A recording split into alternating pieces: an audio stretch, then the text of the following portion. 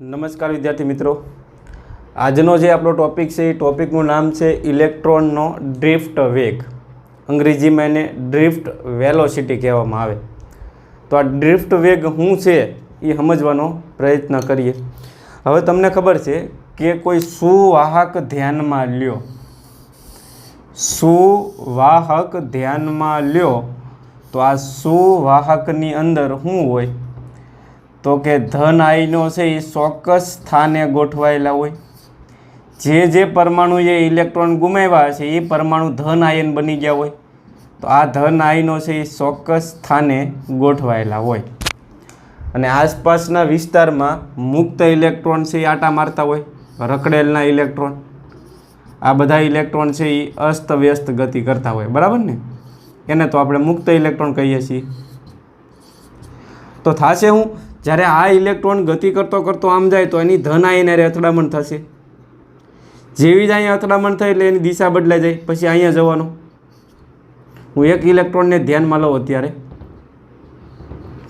અહીંથી એની અથડામણ થશે એટલે આમ જશે, ત્યાંથી એની અથડામણ થાય તો આમ જાય. તો આ ઇલેક્ટ્રોન છે એનો ગતિમાર્ગ કેવો છે? અસ્તવ્યસ્ત. અત્યારે તમને ખબર પડતી હોય તો આપણે કોઈ વિદ્યુત ક્ષેત્ર લાગુ પાડેલું નથી. અત્યારે વિદ્યુત ક્ષેત્રની ગેરહાજરી છે. જો તમે અહીંયા બેટરી જોડી દો તો સુવાહકની અંદર વિદ્યુત ક્ષેત્ર લાગુ પડે. પણ અત્યારે જે હું વાત કરું છું એ ક્યારે વાત કરું? વિદ્યુત ક્ષેત્રની ગેરહાજરીમાં. તો વિદ્યુત કે ક્ષેત્રની ગેરહાજરીમાં શું થાય તો કે આ ઇલેક્ટ્રોન છે એ ધન આયનો સાથે અથડામણ અનુભવતો હોય અને સતત અસ્તવ્યસ્ત ગતિ કરતો હોય. તો આવા તો બધા ઇલેક્ટ્રોન થવાના. તો આ બધા ઇલેક્ટ્રોન છે એ અસ્તવ્યસ્ત ગતિ કરશે. કોઈક ઇલેક્ટ્રોન આમ જતા હોય, કોઈક આમ જતા હોય, કોઈક આમ જતા હોય.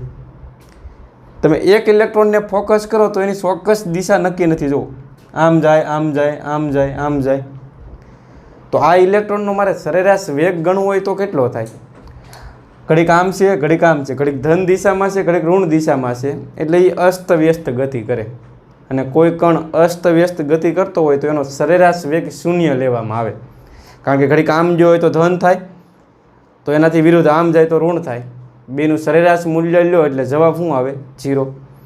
તો હો વાતની એક વાત કે અત્યારે વિદ્યુત ક્ષેત્રની ગેરહાજરીમાં બધા જ ઇલેક્ટ્રોન અસ્તવ્યસ્ત ગતિ કરે અને અસ્તવ્યસ્ત ગતિ કરે એટલે એનો સરેરાશ વેગ શૂન્ય થાય ને અત્યારે કોઈ વિદ્યુત પ્રવાહનું નિર્માણ નહીં થાય. શું કામ? એનું કારણ છે કે બધા જ ઇલેક્ટ્રોન છે એ અસ્તવ્યસ્ત ગતિ કરે. જો ચોક્કસ દિશામાં ગતિ કરતા હોય ને તો વિદ્યુત પ્રવાહનું નિર્માણ થાય. તો તમને આવો પ્રશ્ન પૂછે કે કોઈ સુવાહક સળિયો લઈ લો ને જો તમે એને બેટરી હારે ન જોડો તો એની અંદર વિદ્યુત પ્રવાહ વહેતો હોય? ન વહે. શું કામ? કારણ કે બધા ઇલેક્ટ્રોન ગતિ તો કરે છે પણ બધા અસ્તવ્યસ્ત ગતિ કરે એટલે વિદ્યુત પ્રવાહનું નિર્માણ થાય નહીં. આ ઓલા જેવું છે કે પાણી ભરેલી તમે ટાંકી ધ્યાનમાં લ્યો તો આની અંદર પાણીના અણુ હોય, 100% અણુ હોય. પણ આ બધા અણુઓ છે ને એ અસ્તવ્યસ્ત ગતિ કરતા હોય એટલે આની અંદર પાણીના પ્રવાહનું નિર્માણ નહીં થાય. પણ તમે જો અહીંયા નળ ગોઠવી દો અને નળને ખુલ્લો કરો એટલે બધાય પાણીના અણુઓ છે એ ચોક્કસ દિશામાં ગતિ કરવા મળે અને ચોક્કસ દિશામાં ગતિ કરે તો પાણીનો પ્રવાહનું નિર્માણ થયું કહેવાય. તો એકલો સુવાહક તમે મૂકી દો હવામાં, બેટરી ન જોડો તો વિદ્યુત પ્રવાહનું નિર્માણ થશે નહીં થાય. શું કામ?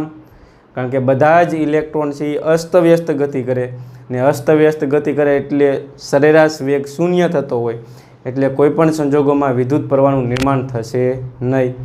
તો અગત્યના 1-2 વાક્ય લખી નાખીએ આપણે કે સુવાહકોમાં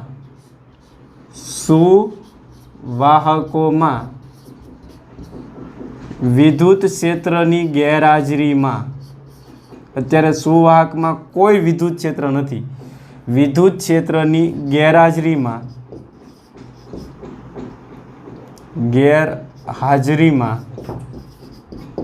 બધા જ ઇલેક્ટ્રોન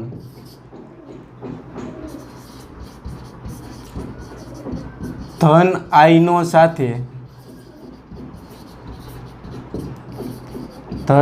સાથે એની શું થશે તો કે અથડામણ. ધન આયનો સાથે સતત અથડામણ અનુભવે છે. પરિણામે મને કહેશો રેખીય ગતિ કરશે, શાક ગતિ કરશે કે અસ્ત વ્યસ્ત ગતિ કરશે? તો કે અસ્ત વ્યસ્ત ગતિ કરે છે, તો પરિણામે તે અસ્ત વ્યસ્ત ગતિ કરે છે, અસ્ત વ્યસ્ત ગતિ કરે છે। તેથી સરેરાશ વેગ શૂન્ય થાય છે।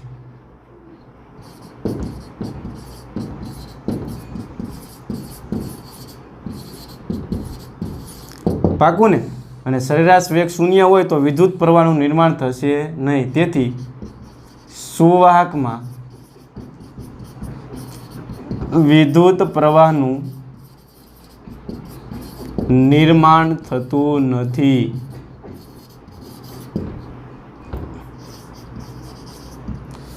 તો હવે જો તમારે બધા ઇલેક્ટ્રોનનો સરેરાશ વેગ ગણવો હોય તો તમે કઈ રીતે ગણી શકો? તો સુવાહકની અંદર બધા જ ઇલેક્ટ્રોનનો સરેરાશ વેગ, તો સરેરાશ વેગને હું કીધું v। તો સરેરાશ વેગ હું કેટલો હોય? તો કે પહેલા ઇલેક્ટ્રોનનો વેગ લઈ લઈએ આપણે v1, બીજા ઇલેક્ટ્રોનનો વેગ લઈ લો તમે v2। તો જેટલા બધા જ ઇલેક્ટ્રોન છે એ બધા વેગનો તમે સરવાળો કરો અને એના ભાગ્યા ઇલેક્ટ્રોનની સંખ્યા લઈ લો તો તમને સરેરાશ વેગ મળી જાય। તો સુવાહકની અંદર n ઇલેક્ટ્રોન છે, કેટલા? Capital N। તો કુલ સરેરાશ વેગ કઈ રીતે ગણશો? તો પહેલા ઇલેક્ટ્રોનનો વેગ પ્લસ બીજાનો વેગ પ્લસ ત્રીજાનો વેગ, એમ ક્યાં સુધી તમે ધ્યાનમાં લેશો? તો કે n સુધી, પ્લસ હાલ્યા જાય છેક એનમાં ઇલેક્ટ્રોનનો વેગ। અને સરેરાશ ગણવું હોય તમારે શું કરવું પડે? બધાય વેગનો સરવાળો છેદમાં ઇલેક્ટ્રોનની સંખ્યા લેવી પડે। ઓકે, તો એક સ્ટેપ આગળ વધીએ। સરેરાશ વેગના સરેરાશ વેગ v, અને આમ લખીએ કે 1/n કાઉન્સમાં v1 plus v2 plus v3 plus હાલ્યા કરે ક્યાં સુધી? vn સુધી, બરાબર ને? n ને મેં અહીંયા લખ્યો 1/n। હવે તમને ખબર છે જો આવું લાંબુ ન લખવું હોય અને જો ટૂંકમાં જ પતાવવું હોય તો તમારે સિગ્મા લઈ લેવાનું। તો સરેરાશમાં v 1/n સિગ્મા, શરૂઆત ક્યાંથી થાય? તો કે 1 થી। તો ઇનિશિયલ એટલે કે શરૂઆત 1 થી થાય છે, પૂરું ક્યાં થાય? તો કે n સુધી। અને પહેલું પદ હોય એને લખી નાખવાનું, એટલે અહીં હું v લખી નાખું। હવે પહેલા પદથી તમે બીજા પદ તરફ જાઓ તો બદલાય છે, તો અહીં બદલાય છે, તો જો બદલાય તો i લખી નાખવાનું। હવે i બરાબર 1 મૂકશો એટલે આ તમને પહેલું પદ મળી ગયું, પ્લસ સિગ્મા એટલે પ્લસ i બરાબર અહીંયા તમે 2 મૂકો તો બીજું પદ મળી ગયું। તો આ રીતે આપણે આને તમે ટૂંકમાં લખી શકો। પણ આપણને ખબર છે કે આ સરેરાશ વેગ થાય કેટલો? શૂન્ય થશે। પાકું? તો બધા જ ઇલેક્ટ્રોન અસ્તવ્યસ્ત ગતિ કરે એટલે સરેરાશ વેગ શૂન્ય થાય। કારણ કે એક ધન હોય તો બીજો ઋણ હોય, ત્રીજો ધન હોય, ચોથો ઋણ હોય, એવું વિચારી શકો। છેલ્લે જવાબ તો 0 જ આવી જતો હોય, એટલે અત્યારે કોઈ વિદ્યુત પ્રવાહનું નિર્માણ થશે નહીં। તો અહીંયા સુધીનું ચિત્ર ક્લિયર થયું। હવે આપણે શું કરવાનું છે? આ સુવાહકોને વિદ્યુત ક્ષેત્ર લાગુ પાડવાનું છે, અને વિદ્યુત ક્ષેત્ર લાગુ પાડો તો શું થાય એ જોવાનું છે। વિદ્યુત ક્ષેત્રની ગેરહાજરીમાં શું થયું હતું? બધા જ ઇલેક્ટ્રોન અસ્તવ્યસ્ત ગતિ કરતા હતા અને પરિણામે સરેરાશ વેગ શૂન્ય થઈ ગયો હતો, એટલે વિદ્યુત પ્રવાહનું નિર્માણ થતું નહીં। પણ હવે વિદ્યુત ક્ષેત્રની હાજરીમાં થોડું વિચારીએ આપણે। તો હું અહીં સુવાહક ધ્યાનમાં લઉં, બરાબર? આ આપણા ધન આયનો છે। વિદ્યુત ક્ષેત્ર લાગુ પાડવા માટે તમારે બેટરી જોડવી પડશે। આ પોઝિટિવ છેડો, આ નેગેટિવ, એટલે આમાંથી વિદ્યુત પ્રવાહનું નિર્માણ થાય। આમ કરીને પ્રવાહનું નિર્માણ થતું હોય। તો આમાં ઇલેક્ટ્રોન કઈ બાજુ ગતિ કરતા હશે? આમાં રહેલો ઇલેક્ટ્રોનને હું અહીં ધ્યાનમાં લઉં,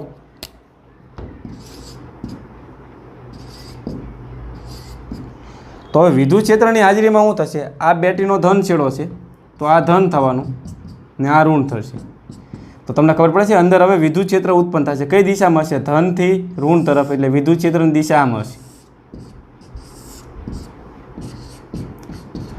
તો હવે તમને ખબર છે કે વિદ્યુત ક્ષેત્રની અંદર જો કોઈ વિદ્યુત ભાર આવે તો એના ઉપર બળ લાગે. કેટલું બળ લાગે? તો કે F બરાબર Q ઇન્ટુ E. તો આ ઇલેક્ટ્રોન છે એના ઉપર બળ લાગશે. દેખાય ને આ ઇલેક્ટ્રોન? તો ઇલેક્ટ્રોન ઉપર કેટલું બળ લાગે? તો ઇલેક્ટ્રોનનો વિદ્યુત ભાર કેટલો છે? -E into E. તો આ ઇલેક્ટ્રોન ઉપર હવે બળ લાગશે. જેવી જ બેટરી જોડશો એટલે આની અંદર વિદ્યુત ક્ષેત્ર ઉત્પન્ન થાય અને વિદ્યુત ક્ષેત્રને લીધે આ બધા ઇલેક્ટ્રોન ઉપર બળ લાગે. ને કેટલું બળ લાગે? તો કે F બરાબર E ઇન્ટુ E. તો તમારે મને હવે કહેવાનું છે કે આ ઇલેક્ટ્રોન જવાનો કઈ બાજુ?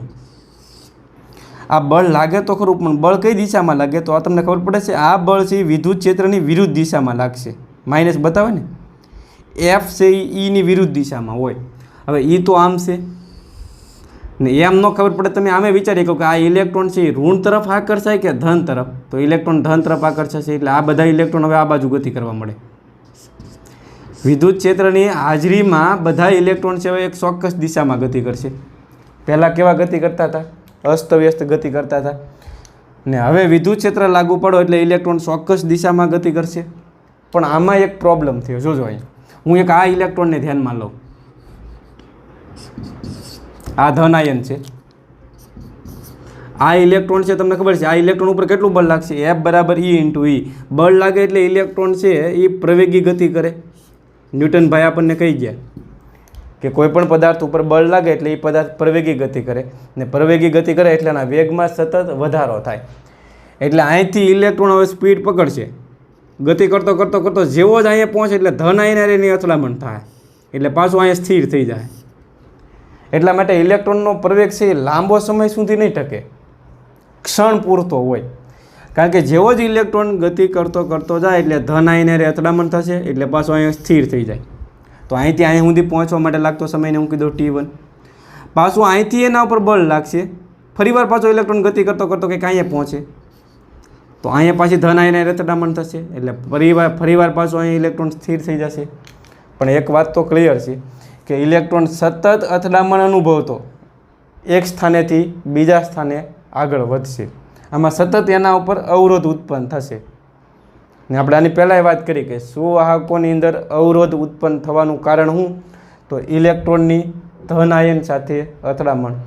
તો આ બધા જ ઇલેક્ટ્રોન સતત પ્રવેગી ગતિ કરતા, સતત અથડામણ અનુભવતા આ છેડેથી આ છેડા તરફ ગતિ કરશે. એટલું તો ક્લિયર થયું કે નહીં? તો આપણે થોડીક વાતો આમાં લખી નાખીએ કે વિદ્યુત ક્ષેત્રની હાજરીમાં ઇલેક્ટ્રોનની હાલત શું છે. તો લખીએ આપણે હવે કે વિદ્યુત ક્ષેત્રની હાજરીમાં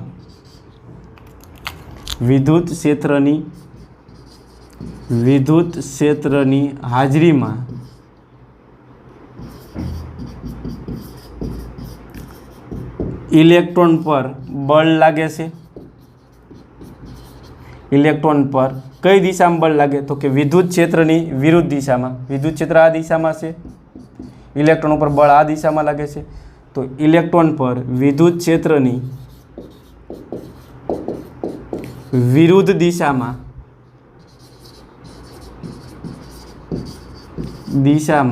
બળ લાગે છે. પરિણામે ઇલેક્ટ્રોન કેવી ગતિ કરે છે? પ્રવેગી ગતિ કરે છે.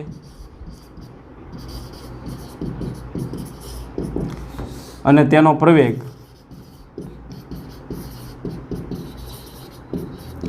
આપણે ગણવું હોય તો સૂત્ર શું છે? પ્રવેગનું સૂત્ર બળના છેદમાં દળ, બરાબર ને? F બરાબર ma, તો A બરાબર F અપોન m. સદિશ સ્વરૂપે લખો તો અહીંયા તમે સદિશ મૂકી દો. હવે ઇલેક્ટ્રોન ઉપર લાગતા બળનું સૂત્ર શું આવે? F બરાબર E ઇન્ટુ E. જો અહીંયા સદિશ મૂકો તો ઇલેક્ટ્રોનના વિદ્યુત ભારમાં ઋણની નિશાની ધ્યાનમાં લેવી પડે, અપોન me.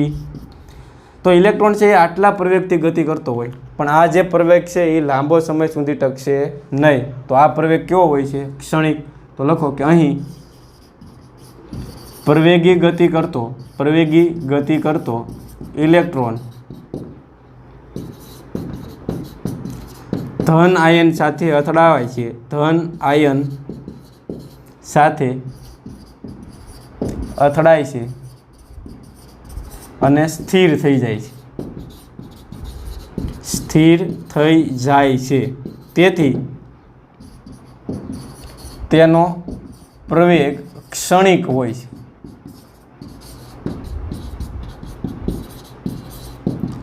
હવે બીજું એક મારે એ ક્લિયર કરવું છે કે ઇલેક્ટ્રોન જ્યારે અહીંથી ઉપડે, સાંભળજો, આ આપણો ધન આયન છે, બીજો ધન આયન સપોઝ અહીંયા છે. હવે ઇલેક્ટ્રોન અહીંથી ઉપડે ત્યારે પ્રારંભમાં એનો વેગ શૂન્ય હશે. આપણે ઘડીક સ્થિર વિચારીએ તો ટી સમયમાં સતત અહીંયા પહોંચે છે. તો ટી સમય સુધીમાં તો કોઈ જે અથડામણ નથી થઈ અહીંયા સુધીમાં. તો અહીંયા સુધીમાં એ કેટલા પ્રવેગથી ગતિ કરતો હોય? તો પ્રવેગ હાજર છે અહીંયા. હવે અહીંયા પહોંચે ત્યારે એનો વેગ મેક્સિમમ થઈ જાય ને જેવી જ અથડામણ થાય એટલે સ્થિર થઈ જાય. તો ટી સમયને અંતે એનો વેગ કેટલો હોય એ મારે જાણવું છે. તો લખીએ ટી સમયને અંતે ઇલેક્ટ્રોનનો વેગ. તો ઇલેક્ટ્રોનના વેગનું સૂત્ર તમારી પાસે હાજર છે. પ્રવેગી ગતિનું સમીકરણ લાગુ પાડી દઈએ આપણે. v બરાબર શું આવશે? v0 પ્લસ at કે નહીં? આ ટી શું છે? તો કે અથડામણ થાય ત્યાં સુધીનો સમય. તો v0 તો તમને ખબર છે શૂન્ય છે. ઇલેક્ટ્રોનનો પ્રવેગ આપણને મળ્યો છે, શું આવે કયો? -ee upon m into T. तो फाइनली इलेक्ट्रॉनનો વેગ પ્રાપ્ત કરેલા વેગનું સૂત્ર શું આવશે? -ee upon m into T. તો તમારે મને કહેવાનું છે કે આ જે વેગ ઇલેક્ટ્રોનને મળ્યો એ કોને લીધે મળ્યો? તો કે વિદ્યુત ક્ષેત્રને લીધે. કારણ કે વિદ્યુત ક્ષેત્રને લીધે ઇલેક્ટ્રોન ઉપર બળ લાગ્યું અને પ્રવેગી ગતિ કર્યું. ક્યાં સુધી? તો કે ટી સમય સુધી. તો ટી સમયને અંતે ઇલેક્ટ્રોને કેટલો વેગ પ્રાપ્ત કર્યો હોય? સદિશ v જેટલો. ઓકે, આને સમીકરણ નંબર આપી દઈએ આપણે એક. તો હવે આપણે એવું વિચારીએ કે વિદ્યુત ક્ષેત્રની ગેરહાજરીમાં ઇલેક્ટ્રોનનો માર્ગ આપણે આવો ધ્યાનમાં લઈએ કે જ્યારે સુવાહકમાં વિદ્યુત ક્ષેત્ર લાગુ નહોતું પડ્યું ત્યારે ઇલેક્ટ્રોન આમ ગતિ કરતો, એટલે કે આ એ થી બી સુધી. અહીંથી ઇલેક્ટ્રોન નીકળ્યો હોય તો અહીંયાની અથડામણ થાય, અથડામણ થાય એટલે દિશા બદલાઈ જાય, પછી આમ જાય, પાછી અહીંયા અથડામણ થાય, આમ થશે, આમ જશે, આમ. તો ઇલેક્ટ્રોન વિદ્યુત ક્ષેત્રની ગેરહાજરીમાં એ થી બી માર્ગે ગતિ કરે. અને જો તમે વિદ્યુત ક્ષેત્ર લાગુ પાડી દો ને તો એનો માર્ગ બદલાઈ જશે. ને તમારે હવે આમ વિચારવાનું છે કે ધારો કે વિદ્યુત ક્ષેત્રની હાજરીમાં એનો માર્ગ આવો છે, અહીંથી ઉપડ્યો, અહીંયા અથડામણ થઈ, પાછો અહીંયા આવ્યો, અહીંયા અથડામણ થઈ, પાછો આમ ગયો, અહીંયા અથડામણ થઈ, પાછો આમ ગયો ને એ પાછો અહીંયા પોગી જાય. તો વિદ્યુત ક્ષેત્રની હાજરીમાં ઇલેક્ટ્રોન થોડુંક વધારે અંતર કાપી જાય એવું વિચારીએ કે આ અંતરને હું કીધું બી ડેશ. તો આ વિદ્યુત ક્ષેત્રની ગેરહાજરીમાં એનો ગતિમાર્ગ કેવો હતો? એ થી બી. પણ વિદ્યુત ક્ષેત્રની હાજરીમાં એનો ગતિમાર્ગ કેવો થયો? એ થી બી ડેશ. એટલે એવું વિચારાય કે વિદ્યુત ક્ષેત્રની હાજરીમાં ઇલેક્ટ્રોન થોડુંક વધારે અંતર કાપે છે, જુઓ કે નહીં? અહીંથી અહીંયા સુધીમાં થોડુંક વધારાનું અંતર કાપે અને આ વધારાનું અંતર કાપવા માટે એણે કંઈક વેગ પ્રાપ્ત કર્યો છે ને આ વેગને એનો ડ્રિફ્ટ વેગ કહેવામાં આવે. હવે હું એમ કહું કે ઇલેક્ટ્રોન અહીંથી અહીંયા સુધી પહોંચે ત્યાં સુધીમાં એ v1 જેટલો વેગ પ્રાપ્ત કરે. હું આની વાત કરું છું, આ જે કાળા રંગનો માર્ગ છે ને એની. ને અહીંથી અહીંયા સુધી પહોંચવા માટે લાગતો સમય t1 છે. પછી ઇલેક્ટ્રોન અહીંથી અહીંયા સુધી પહોંચે ત્યાં સુધીમાં એનો વેગને હું કીધું v2, સમય હશે t2. અહીંયા હું v3 કીધું, સમયને કીધું હું t3. અહીંયા v4 કીધી અને સમયને કીધી આપણે t4. તો આ બધાય વેગનું તમે સરેરાશ મૂલ્ય ગણી નાખો તો આ જે સરેરાશ વેગ મળે ને એને જ એનો ડ્રિફ્ટ વેગ કહેવાય. હું એની વ્યાખ્યા બોલું. ઇલેક્ટ્રોનનો વિદ્યુત ક્ષેત્રની હાજરીમાં જે સરેરાશ વેગ મળે છે એ વેગને શું કહેવામાં આવે છે? ડ્રિફ્ટ વેગ કહે છે. તો ડ્રિફ્ટ વેગનું સૂત્ર મેળવવું છે આપણે, તો આનું મારે સરેરાશ મૂલ્ય લેવું પડે. ઇલેક્ટ્રોનના વેગનું સરેરાશ મૂલ્ય મેળવવું પડે. તો સમીકરણ નંબર 1નું સરેરાશ મૂલ્ય લઈ લો. તો સમી 1નું અહીં એક વાક્ય લખવું જ લખીએ કે અહીં પહેલાં એક વાક્ય લખી નાખીએ આપણે કે અહીં વિદ્યુત ક્ષેત્રની ગેરહાજરીમાં ઇલેક્ટ્રોનનો ગતિમાર્ગ એ થી બી છે, એ થી બી છે, જ્યારે વિદ્યુત ક્ષેત્રની હાજરીમાં ઇલેક્ટ્રોનનો માર્ગ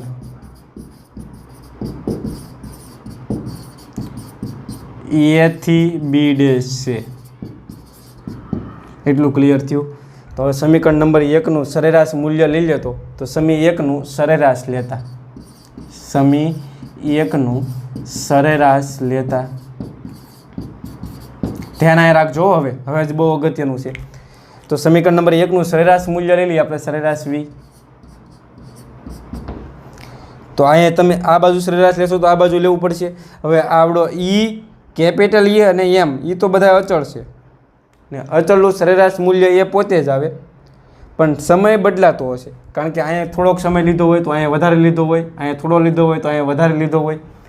તો અથડામણો વચ્ચેનો સમય છે એ બદલાતો હશે, એટલે સમયનું સરેરાશ મળશે આપણને. તો અહીંયા શું આવશે? ઈ અપોન એમ, એને એમનામ રહેવા દો અને સરેરાશમાં આપણે ટી લઈ લઈએ. તો આ વેગ શું હતો? વિદ્યુત ક્ષેત્રની હાજરીમાં ઇલેક્ટ્રોનનો વેગ હતો. ને અહીંયા જેટલા બધા વેગ મળે ને એનું મેં સરેરાશ લઈ લીધું. તો આ જે સરેરાશ વેગ મળે ને એને જ ઇલેક્ટ્રોનનો ડ્રિફ્ટ વેગ કહેવામાં આવે. આપણે એને વીડી વડે દર્શાવશું, ડ્રિફ્ટ વેલોસિટી. તો ઈ અપોન એમ, બરાબર. તો આપણું આ જે ટી છે એનું આપણે સરેરાશ મૂલ્ય લેવું પડશે. આ બધા જ સમયનું આપણે સરેરાશ મૂલ્ય લેવું પડશે. અહીંયા આ ટી એટલે શું છે પહેલાં એ કહી દઉં. તો ઇલેક્ટ્રોનની ક્રમિક અથડામણો વચ્ચેનો સમયગાળો. તો અહીંયા બધાય વેગનું સરેરાશ લીધું હોય તો અહીંયા બધાય સમયનું સરેરાશ મૂલ્ય લેવું પડે. ને આ બધા જ સમયના સરેરાશ મૂલ્યને હું અહીંયા ટાઉ વડે દર્શાવી દઉં. આ ટાઉને રિલેક્સેશન સમય કહેવામાં આવે. કેવો? રિલેક્સેશન સમય. રિલેક્સેશન સમય એટલે શું?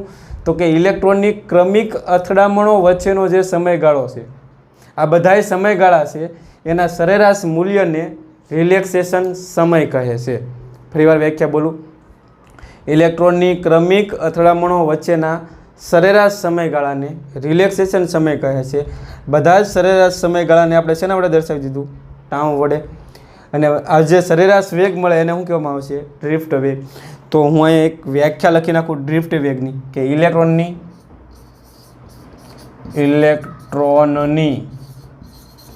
વિદ્યુત ક્ષેત્રની હાજરીમાં મળતા વેગના, વિદ્યુત ક્ષેત્રની હાજરીમાં જે બધા વેગ મળ્યા એના સરેરાશ મૂલ્યને, વેગના સરેરાશ મૂલ્યને ડ્રિફ્ટ વેગ કહે છે. યાદ આવતું હોય તો તમને, વિદ્યુત ક્ષેત્રની ગેરહાજરીમાં સરેરાશ વેગ શૂન્ય થઈ ગયો હતો, પણ વિદ્યુત ક્ષેત્રની હાજરીમાં સરેરાશ વેગ શૂન્ય થતો નથી, આપણને આટલો મળે છે. અને આ ટાઉ છે એને રિલેક્સેશન સમય કહે છે. તો રિલેક્સેશન સમયની હું વ્યાખ્યા લખી નાખું. ટાઉને શું કહેવાય? તો કે રિલેક્સેશન સમય. રિલેક્સેશન સમય. રિલેક્સેશન સમય એટલે બીજું કાંઈ નહીં, ઇલેક્ટ્રોનની ક્રમિક અથડામણો વચ્ચેનો જે સરેરાશ સમયગાળો છે એને આપણે રિલેક્સેશન સમય કહીશું. તો ઇલેક્ટ્રોનની ક્રમિક અથડામણો વચ્ચેના સરેરાશ સમયગાળાને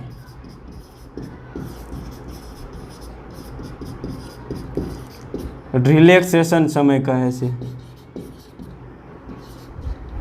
રિલેક્સેશન સમય કહે છે.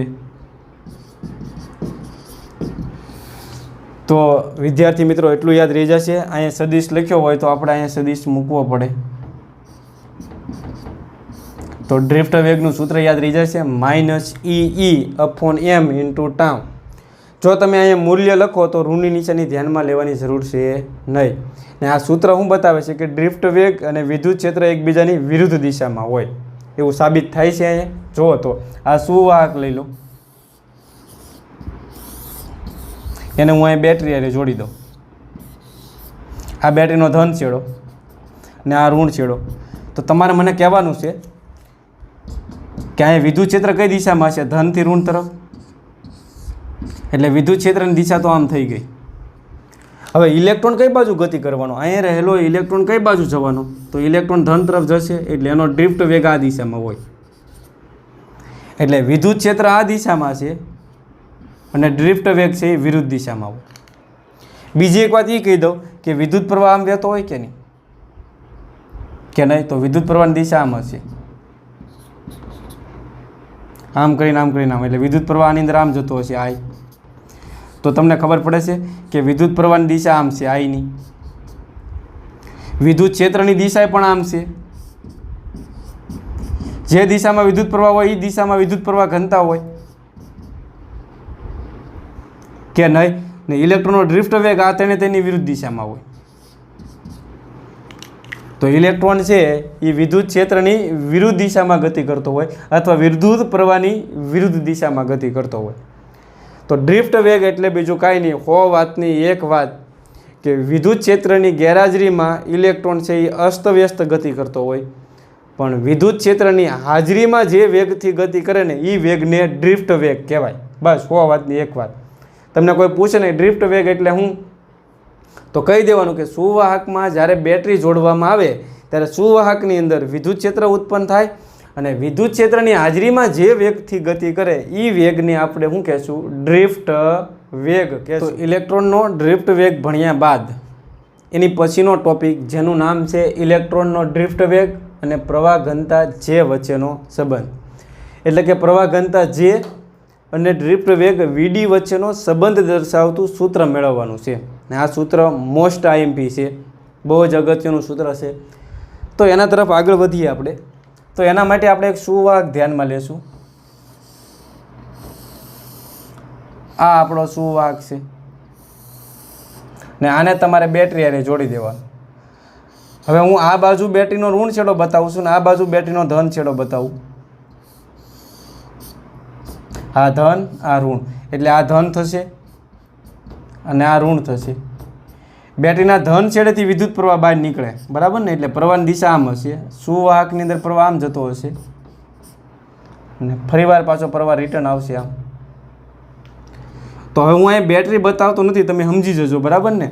આ ધન છેડો છે એનો મતલબ એમ કે અહીંયા બેટરીનો ધન છેડો જોડેલો છે. આ ઋણ છે એનો મતલબ એમ કે અહીંયા બેટરીનો ઋણ છેડો જોડેલો છે. આ જે સુવાહક છે એની લંબાઈ લીધી આપણે L. લંબાઈ કેટલી લેવાની છે? L. અને એના આડછેદનું ક્ષેત્રફળ રાખીએ આપણે E. તો હવે આપણે આ છેડે રહેલા ઇલેક્ટ્રોનનો તમે વિચાર કરો. હવે તમારે મને કહેવાનું છે કે ઇલેક્ટ્રોન જ્યારે આ છેડેથી આ છેડે પહોંચે, અહીંથી ગતિ કરતો કરતો આવે, કારણ કે ઇલેક્ટ્રોન સ્વાભાવિક છે ધન તરફ જ આકર્ષાય. એટલે ઇલેક્ટ્રોન આ છેડેથી આ છેડે પહોંચે ત્યાં સુધીમાં અંતર કેટલું કાપે? સળિયાની લંબાઈ જેટલું. અને અહીંથી અહીંયા સુધી પહોંચવા માટે લાગતો સમયને હું કીધું ડેલ્ટા ટી. તો એક બે વાક્ય લખી નાખીએ આપણે જે અગત્યના છે કે આકૃતિમાં દર્શાવ્યા પ્રમાણે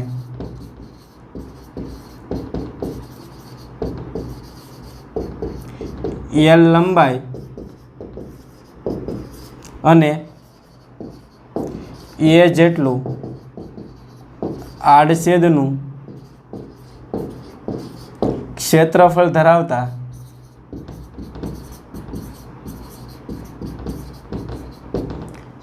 સુવાહકમાંથી I જેટલો પ્રવાહ પસાર થાય છે. પ્રવાહ પસાર થાય છે. પેલું વાક્ય ક્લિયર થયું. આકૃતિમાં દર્શાવ્યા પ્રમાણે L લંબાઈના A જેટલું આડછેદનું ક્ષેત્રફળ ધરાવતા સુવાહકમાંથી I જેટલો વિદ્યુત પ્રવાહ પસાર થાય છે. હવે મારે કરવાનું શું છે કે ઇલેક્ટ્રોન અહીંથી અહીં સુધી પહોંચે ત્યાં સુધીમાં એનો વેગ કેટલો હોય? તો લખીએ આપણે. વિદ્યુત ક્ષેત્રની હાજરીમાં, અત્યારે વિદ્યુત ક્ષેત્રની હાજરી હશે, તો વિદ્યુત ક્ષેત્રની હાજરીમાં ઇલેક્ટ્રોનનો વેગ, ને એને આપણે ડ્રિફ્ટ વેગ કહીએ છીએ. તો ડ્રિફ્ટ વેગ કેટલો હોય? તો વેગ બરાબર આપણે એક જનરલ સૂત્ર છે અંતરના છેદમાં સમય. તો ઇલેક્ટ્રોન અહીંથી અહીંયા સુધી પહોંચે ત્યાં સુધીમાં અંતર કેટલું કાપે છે? એલ જેટલું.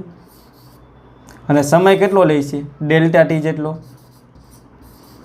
તો એલ ઇઝ ઇક્વલ ટુ શું થાય મને કહેશો? અને આ બાજુ લઈ જાઓ તો વીડી ઇન્ટુ ડેલ્ટા ટી. તો સળિયાની લંબાઈ એલ બરાબર તમે બીજું શું લખી શકો? વીડી ઇન્ટુ ડેલ્ટા ટી એવું લખી શકો. બરાબર.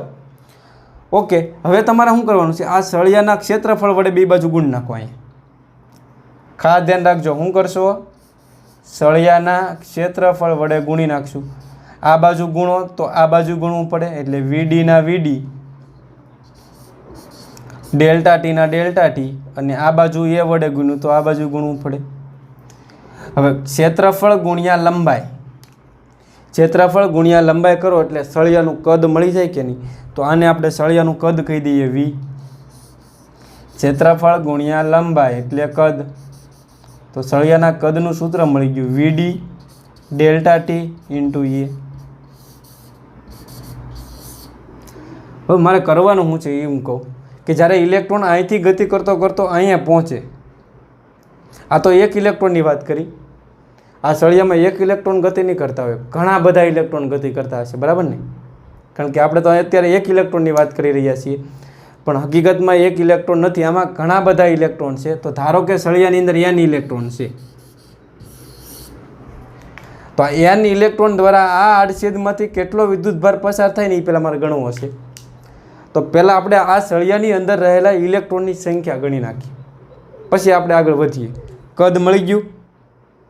હવે આપણો જે ટાર્ગેટ શું છે? આ સળિયામાં કેટલા ઇલેક્ટ્રોન અહીંથી પસાર થાય છે એ ગણવાનું છે. તો પહેલાં તમારે એક ધારણા કરવી પડે કે ધારો કે હું સળિયાનું કદ લઈ લઉં 1 મીટર ક્યુબ. એકમ કદ કહેવાય ને. તો 1 મીટર ક્યુબ કદમાં ઇલેક્ટ્રોનની સંખ્યા ને હું કીધું સ્મોલ એન. બહુ અગત્યનું. આ સ્મોલ એન શું છે કે જો સળિયાનું કદ 1 એકમ હોય તો એકમ કદ દીઠ કદમાં ઇલેક્ટ્રોનની સંખ્યા સ્મોલ એન હોય તો વી કદમાં, વી મીટર ક્યુબ કદમાં ઇલેક્ટ્રોનની સંખ્યા ખાલી જગ્યા થાય. તો વી મીટર ક્યુબ કદમાં આ વી કદમાં ઇલેક્ટ્રોનની સંખ્યા કેટલી છે? એન. તો એનને સૂત્રનો કરતા બનાવશું આપણે, ટૂંકમાં એન મેળવવાનો છે. તો એન બરાબર શું થાય? કહેશો ત્રિરાશી મૂકી દો. આ આની હારે ગુણાશે, આ છેદમાં જશે એટલે શું આવે? એન ઇન્ટુ વી થશે. આને આની હારે ગુણ નાખો એટલે એન ઇન્ટુ વી, છેદમાં 1 જશે. તો આખા સળિયાની અંદર તમને ઇલેક્ટ્રોનની સંખ્યા મળી ગઈ. કેપિટલ એન બરાબર શું આવશે? Small N into V. Okay, હાલો કેપિટલ એનના કેપિટલ એન, સ્મોલ એન એટલે શું છે? એકમ કદમાં ઇલેક્ટ્રોનની સંખ્યા છે. જો વી કદમાં તમારે ગણવી હોય તો એને વી વડે ગુણ નાખો એટલે તમે આખા સળિયામાં ઇલેક્ટ્રોનની સંખ્યા મળી જાય. હવે વી બરાબર તો તમને ખબર છે, આપણે સળિયાનું કદ તો ગણેલું છે, આ રહ્યું. તો એ કિંમત હું અહીંયા મૂકી દઉં. વીડી, વીની કિંમત મૂકું છું, જોજો, ડેલ્ટા ટી ઇન્ટુ એ. બે બાજુ તમે હવે ઇલેક્ટ્રોનના વિદ્યુતભાર વડે ગુણ નાખો. અહીંયા ભૂલ પડવી જોઈએ નહીં. એનના એન, ઇલેક્ટ્રોનનો વિદ્યુતભાર ઈ છે, તો આ બાજુ એન વડે ગુણવું પડે. તો અહીં એન, પછી અહીંયા ઈ ગુણ્યો તો હું ઈ અહીંયા ગુણી નાખું. બાકી હું વધ્યું વીડી ડેલ્ટા ટી ઇન્ટુ એ. હવે એન ઇન્ટુ ઈ એટલે શું થયું? આપણી પાસે સૂત્ર હતું ક્યુ બરાબર એન ઈ. એન એટલે ઇલેક્ટ્રોનની સંખ્યા. અહીંયા ઇલેક્ટ્રોનની સંખ્યા આપણી પાસે કેપિટલ એન છે, તો એન ઇન્ટુ ઈ એટલે વિદ્યુતભાર થયો. તો આ સળિયામાંથી પસાર થતો આપણને વિદ્યુતભાર મળી ગયો ડેલ્ટા ક્યુ બરાબર શું આવી ગયો? એન ઈ વીડી ઇન્ટુ ડેલ્ટા ટી ઇન્ટુ એ. ખબર પડી? એન ઇન્ટુ ઈ બરાબર શું મૂક્યું આપણે? ડેલ્ટા ક્યુ. બાકીના બધાને એમનામ રહેવા દીધા. હવે એક એકને બરાબરની આ બાજુ લેતા જાઓ. તો પહેલાં ડેલ્ટા ટીનો વારો લ્યો તો ડેલ્ટા ક્યુ ના છેદમાં ડેલ્ટા ટી. ડેલ્ટા ટીને આ બાજુ લેવા તો અહીં રહેશે હું એન ઈ વીડી ઇન્ટુ એ. હવે ડેલ્ટા ક્યુના છેદમાં ડેલ્ટા ટી વિદ્યુત ભારના છેદમાં સમય એટલે તમને શું મળે? વિદ્યુત પ્રવાહ. તો ડેલ્ટા ક્યુના છેદમાં ડેલ્ટા ટી એટલે તમને મળ્યો વિદ્યુત પ્રવાહ આઈ લખી નાખું. તો આઈ બરાબર શું થાય કયો? NEVD ઇન્ટુ એ. હવે એને પકડીને આ બાજુ લાવો તો ફાઇનલી શું થવાનું છે? આઈના છેદમાં એ બરાબર NE ઇન્ટુ VD. સૂત્રની મારામારી છે હો. હવે આઈ અપોન એ ભાળોને શું લખાય? આઈ અપોન એ ભાળોને શું લખાય? જે. આઈ અપોન એ એટલે પ્રવાહ ઘનતા જેનું સૂત્ર થયું ને. હાલો તો NEVD. લ્યો આપણું કામ તમામ થઈ ગયું. આ જે શું છે? પ્રવાહ ઘનતા. અને VD શું છે? ડ્રિફ્ટ વેગ. તો ઇલેક્ટ્રોનનો ડ્રિફ્ટ વેગ અને પ્રવાહ ઘનતા જે વચ્ચેનો સંબંધ મેળવવાનું કહે તો અહીંયા સુધી સૂત્ર લખવાનું. જે બરાબર NEVD. કેવું? 90. જે બરાબર 90 NEVD. આને તમે સદિશ સ્વરૂપે લખો તો સદિશ સ્વરૂપે લખવું હોય તમારે તો અહીંયા સદિશ આવી જાય. જે N ના N, E ના E અને VD ના VD. પણ જો તમે અહીંયા સદિશ મૂકો તો E માટે ઋણ નિશાની તમારે ધ્યાનમાં લેવી પડે. તો ફરીવાર એવું સાબિત થયું કે પ્રવાહ ઘનતા જે અને ડ્રિફ્ટ વેગ એકબીજાની વિરુદ્ધ દિશામાં હોય. પણ એને અત્યારે હું લખતો નથી. આને સમીકરણ નંબર આપો 2. જો જે અને VD વચ્ચેનો સંબંધ મેળવવાનું કહે તો અહીં સુધી મેળવવાનું.